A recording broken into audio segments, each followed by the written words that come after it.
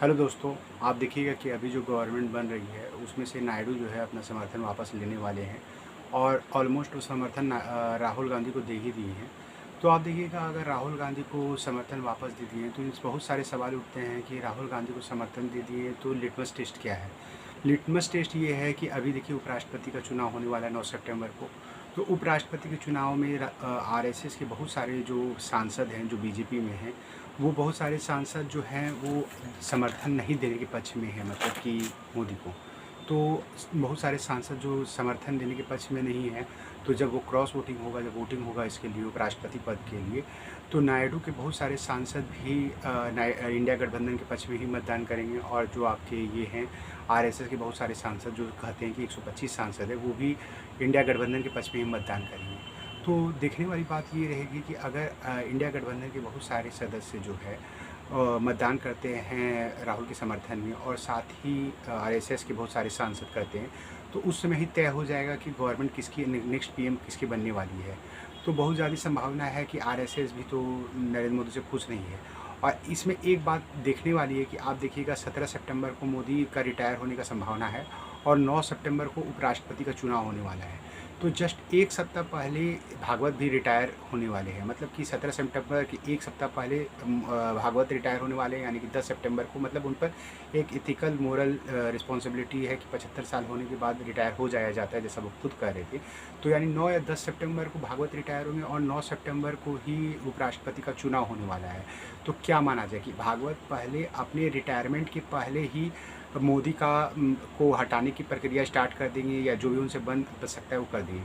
क्या कारण है कि गडकरी जो है खुल के सामने नहीं आ रहे? क्या उनको लगता है कि अगर वो खुल के सामने आ जाएंगे तो उन पर कोई ईडी सीबीआई की के दबाव हो सकता है, या इस तरह की कुछ बातें हो सकती है, इसीलिए वो खुलकर अभी सामने नहीं आ रहे?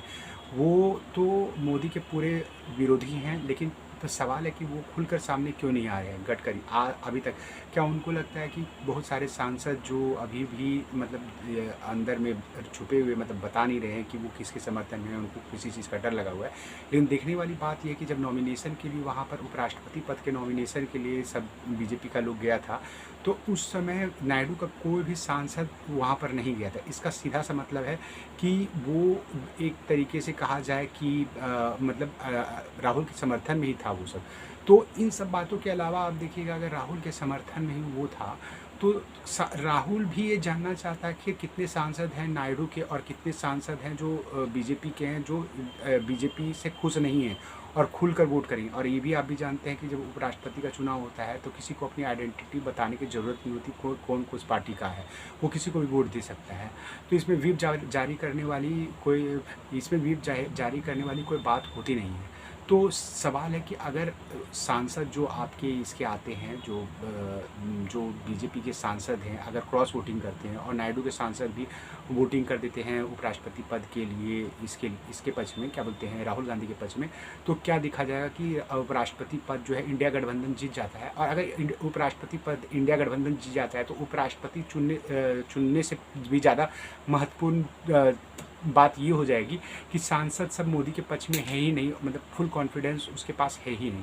तो जब सांसद सब उसके पास में ही, तो ये बात क्लियर राहुल को भी हो जाएगी, नायडू को भी हो जाएगी कि सांसद सब राहुल के पक्ष में है। तो अगला पीएम बनने का जो मार्ग होता है इसके लिए, राहुल के लिए, वो क्लियर हो जाएगा कि वो प्रधानमंत्री बन सकता है। तो सवाल हो सकता है कि राहुल प्रधानमंत्री बन सकता है, तो क्या वो उसके बाद ये करेगा कि मोदी को हटा के वो प्रधानमंत्री बन जाएगा? ये भी देखने वाली बात होगी। तो कुछ समय बहुत इंपॉर्टेंट है। 9 सितंबर को तो आपको देखिए उपराष्ट्रपति का चुनाव होने वाला है। 10 सितंबर के लगभग में मोहन भागवत रिटायर होने वाला है। तो मोहन भागवत रिटायर होगा तो मोदी पर भी दबाव बढ़ेगा कि रिटायर होने का, लेकिन वो तो जानते ही हैं, बहुत आदमी लोग बहुत बेशरम होता है, कुछ भी नहीं, मतलब किसी का बात नहीं सुनता है, मानता है। तो क्या होगा कहना मुश्किल है। 17 सितंबर को क्या होगा, वो हटेगा नहीं हटेगा, मानेगा नहीं मानेगा, या फिर इंडिया गठबंधन के द्वारा 9 सितंबर को दिखा दिया जाएगा कि आखिर बहुमत जो होता है वो किसके पक्ष में है। अगर राहुल के पक्ष में बहुमत है तो सीधी सी बात है कि 17 सितंबर या के पहले या बाद कुछ घटनाक्रम में हमको लगता है कि कम से कम प्रधानमंत्री चेंज होना चाहिए। धन्यवाद।